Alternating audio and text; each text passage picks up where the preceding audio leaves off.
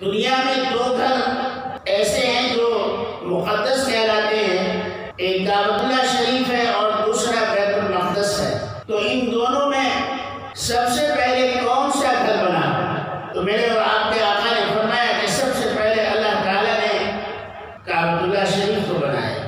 تو سوال کیا گیا، یا رسول اللہ صلی اللہ علیہ وسلم ان دونوں کے درمیان یعنی کعبۃ اللہ اور بیت المقدس کے درمیان کتنا فاصلہ ہے بنانے کا؟